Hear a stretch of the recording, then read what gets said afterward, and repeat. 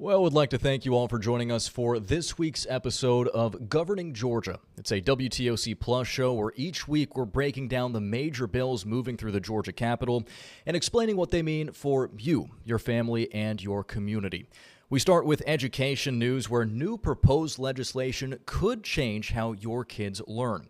From vape detectors to gun safety lessons to banning phones, lawmakers may take a variety of different actions this session. State House reporter Abby Kasoris shares what parents have to say about these proposed bills. Parents are weighing in as new school safety bills hit the Capitol. Everything from vaping to gun safety to cell phones. They're asking the question, will this protect kids?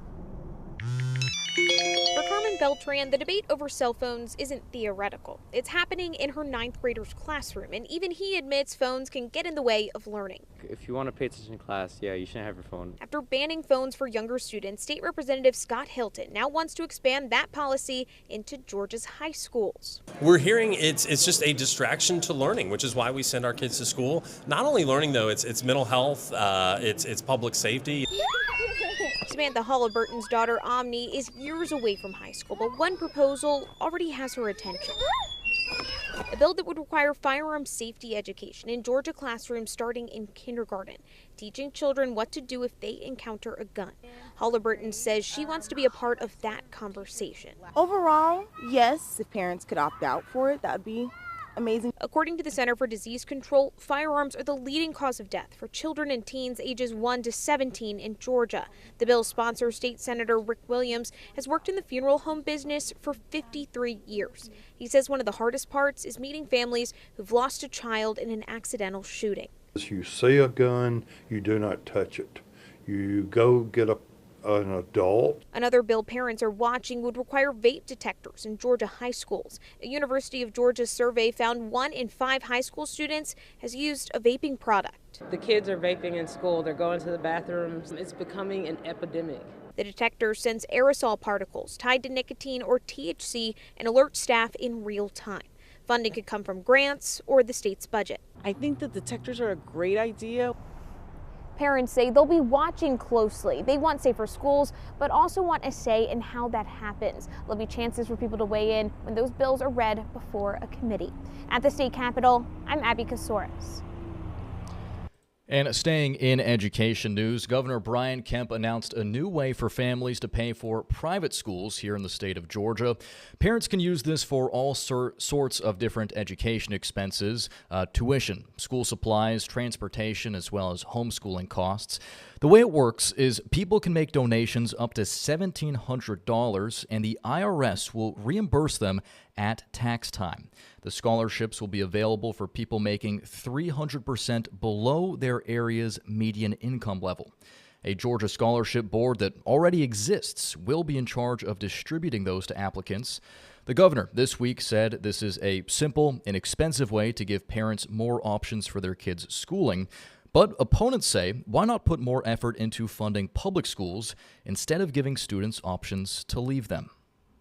Anything that takes money out of our public schools or anything that's not adding more money into our public schools fundamentally is not helpful. And just as we trust Georgians know best how to spend their tax dollars, we also trust families to make the best decisions for their child's education. The state also already has the Promise Scholarship, which was passed back in 2024. It provides up to $6,500 to families for private school scholarships. And while Governor Kemp opted into this federal IRS program this week, the program won't start until next year in 2027. In other news, Georgia lawmakers worry that funding shortfalls in the state's foster care system could negatively impact vulnerable children. The head of DFACS laid out the challenges at the state capitol just a couple of days ago. Candace Brose told lawmakers the budget line that pays for foster care placements and services is under intense pressure. Out of care covers foster placements like beds, services, and providers, and the system has already lost more than 800 foster care beds statewide. That's fewer places for the roughly 11,000 children currently in the state's foster care system. Brose said cuts are already being felt, but Governor Kemp pushed back on calls for more funding. We don't want children in settings designed for complex teenaged youth. That's just not right. We're going to start looking into the providers and seeing why this cost is escalated like this. Broce also pointed to another major driver of spending. She says courts and judges can order services, sometimes without time limits, and in those cases, DFACS cannot say no. Another thing we're tracking at the Capitol this weekend, a push for some stricter gun laws. Advocates are spotlighting a bill to let renters get out of their leases early without penalty if they experience or live in fear of gun violence. We do this because we know that the foundational laws that we fight for, universal background checks, secure storage laws, red flag laws, and funding for violence prevention initiatives in education, we know that these laws work. Senate Democrats introduced the bill, but there's no word yet on when it could go up for a vote. Well, two Georgia Republicans running for governor are now openly clashing, and the clash is pulling the 2020 election back into the spotlight. It all comes after the Secretary of State refused to testify before a Senate ethics panel. State reporter Abby Kasoris was at that meeting and has more on exactly what happened. The man that lawmakers wanted to hear from the most didn't show. The Senate Ethics Committee met, but Secretary of State Brad Raffensperger did not attend.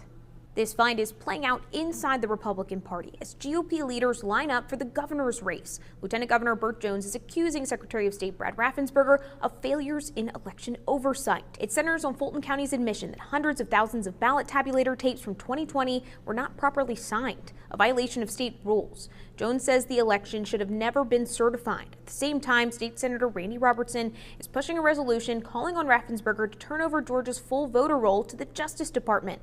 Lawmakers say they wanted Raffensperger here to answer questions publicly. We all work for the people, and we need to be able to answer to the people. But in a letter to the committee chairman, Raffensperger told lawmakers Wednesday night he would not appear on Thursday. He explains the DOJ's request requires releasing sensitive voter information, including social security numbers and driver's license data, which he says is illegal under Georgia law. I always do my job, always follow the Constitution. And if they want to play politics while they're in session, that's up to them. But at the end of the day, voters are going to look at who's actually working to protect them. What happens next is still an open question. Lawmakers could compel Raffensperger to testify, or they could pursue a dispute with the courts. While the meeting is over, this clash between two gubernatorial hopefuls seems like it is not. At the state capitol, I'm Abby Kasoris. Well, the incoming weather really dominated state headlines this week as parts of the state prepare for a major winter storm coming in. Yesterday, Georgia Governor Brian Kemp declared a state of emergency for Georgia, and what that essentially does is it opens up more resources for the crews that are working. The state of emergency is already in effect and will last 7 days through next Thursday. However, we should note it can always be extended. The governor is overseas in Belgium right now for an economic development trip, but said he's in constant touch with GEMA and other agencies. Now, the state of emergency opens the emergency center in Georgia. It activates coordination between the Department of Transportation, the Ag Department to help clear roads, and the Health Department to help places like nursing homes. It also suspends truck waits so gas and food can move more freely. Kemp said what residents can do is stay out of workers' ways. So folks need to start getting off the roads on Saturday night. If it's bad where you are on Sunday, just do us a favor, do the State Patrol, DOT, all the other folks, utility crews, if they're out working, if you can just stay off the roads, that would be a big favor to us and help keep everybody safe. And as part of the emergency declaration, Kemp also mobilized 500 Georgia National Guard troops, though he said it's unlikely they'll be needed much with all the other departments working on the storm as well. We do have an alert we wanted to tell you about, as well as really Middle and North Georgia braces for this winter storm. The University of Georgia is encouraging its students to leave campus after classes today if they can. UGA is asking students to leave dorms ahead of the winter weather this weekend and the potential for crippling conditions in Athens. It's closed campuses both Saturday and Sunday, and the school says it will decide Sunday afternoon if there will even be classes on Monday. And as we talk about this incoming storm, I do want to touch on the fact that our meteorologists have been tracking it. The worst impacts will be felt in middle and north Georgia. Think of places like Augusta, Macon, Atlanta, and anywhere north of I-20 is really where we'll see those ice warnings. It's the first ice warning in the state of Georgia in 12 years. Here in the coast and in the south, we're not really expecting major impacts. Potentially freezing rain Saturday and Sunday nights, overnight really, specifically north of I-16, potentially around Statesboro. But one of the reasons we've been talking about this state of emergency and all the preparations are just if you have family or friends living in middle Georgia or north Georgia, just make sure that they are preparing, as those places are expecting major impacts from this incoming storm.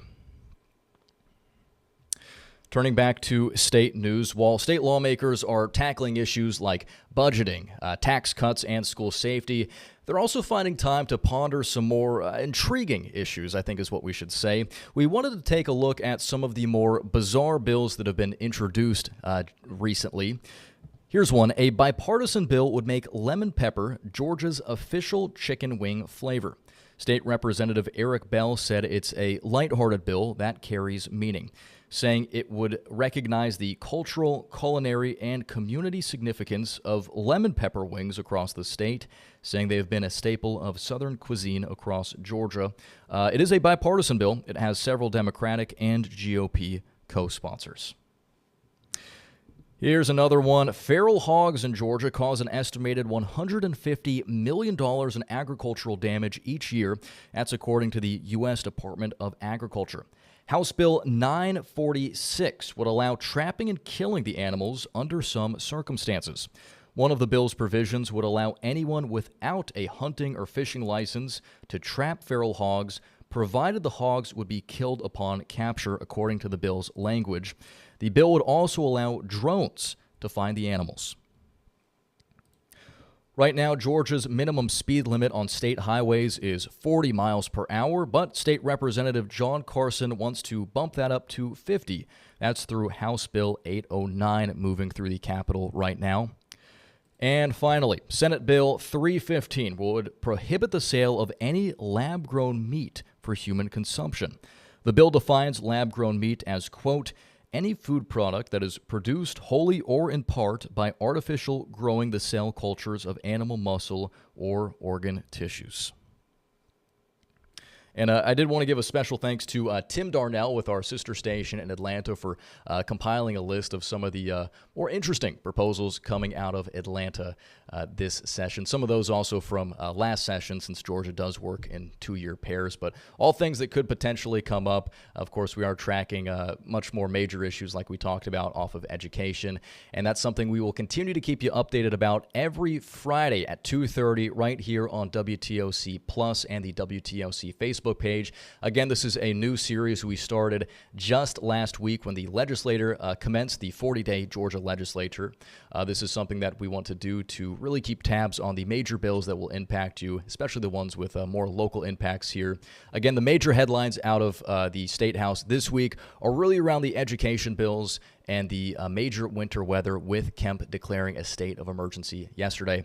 For the latest on that throughout the weekend, as we do continue to track that storm, you can always check out our broadcasts throughout the afternoon or evening, or you could always head on over to our website for the latest at WTOC.com.